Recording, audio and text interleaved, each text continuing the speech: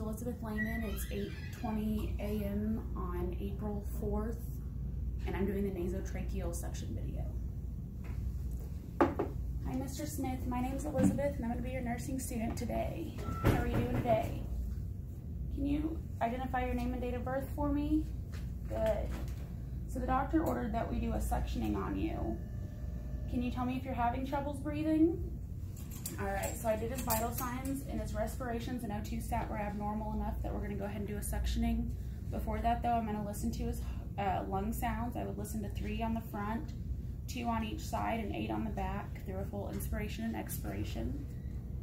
I would then go ahead and raise my bed to working height and put him in a high Fowler's position. I'm sorry.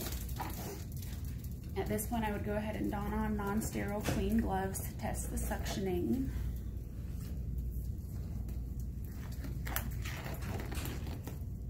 And I do have a doctor's order for this.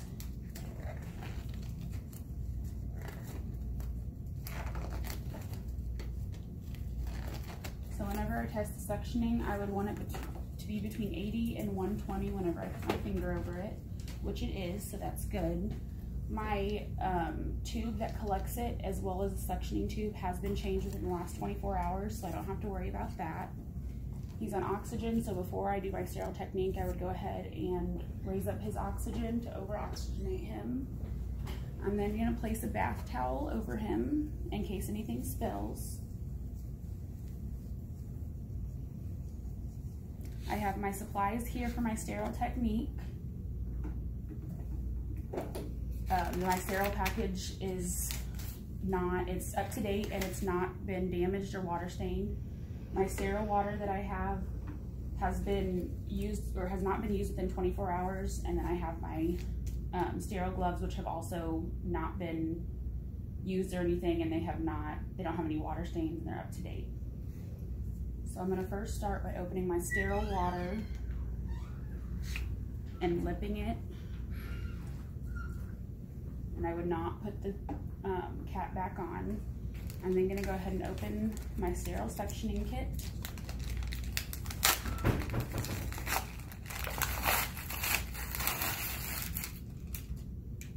In order to get my container for the water, I can touch the bottom, but just not the top where the plastic is. And I would go ahead and where I lipped it, pour the saline in. At this point, I'm now going to go ahead and don on sterile gloves.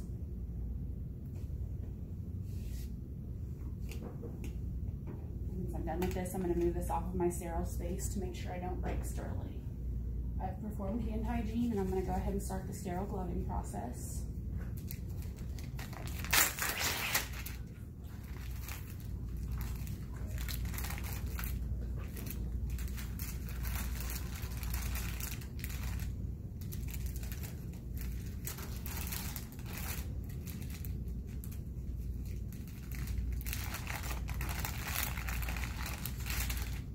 I'm going to start with my dominant hand.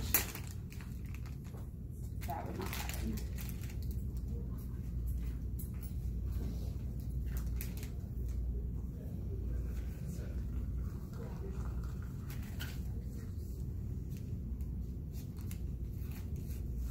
Making sure to watch my thumb.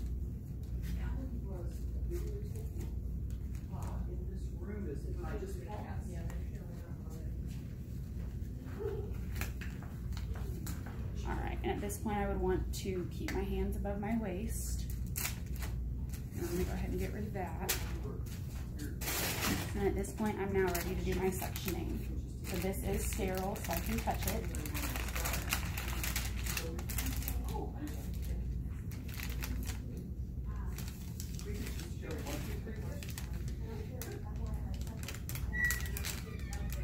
And I'm going to dispose of that. Before I hook this up, I'm going to go ahead and measure to figure out where I want to stop. I would measure first from the nose to the ear, and then from the ear down the throat. And I've got to 24, so that's where I would stop. At this point, I'm now ready to use my non-dominant hand and break sterility. So I'm going to go ahead and hook my suction up. And I have broke sterility with this, so I now cannot use this. I'm going to start by testing the suction with my water, and I would want to bring my sterile field closer to me.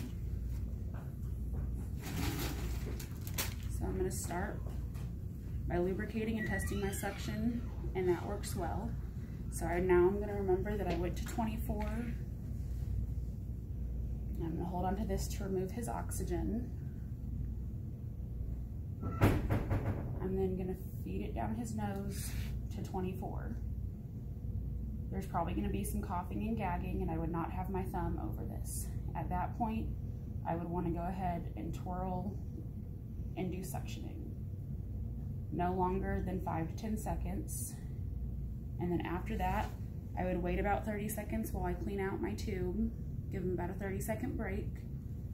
And if so requires, go ahead and do it again.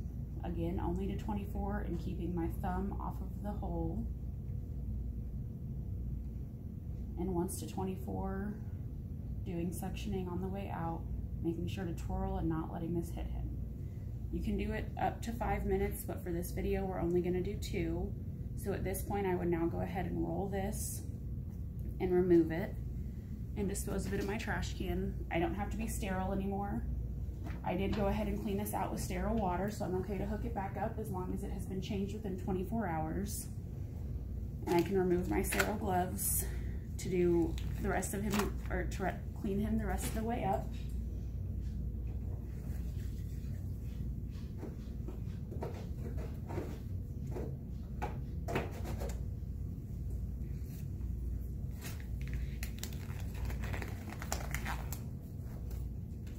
So I would go ahead and clean him up and put his oxygen back on. I would have also put his oxygen on in between my suctioning in order to make sure that he stayed well oxygenated.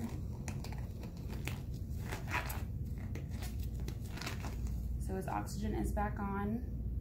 I would then want to go and chart how he handled it, the amount that came out, and the color and consistency of it. I would also want to reassess his vital signs and his lung sounds, mostly his pulse ox, and his respiration. At this point, I would want to go ahead and put his bed back down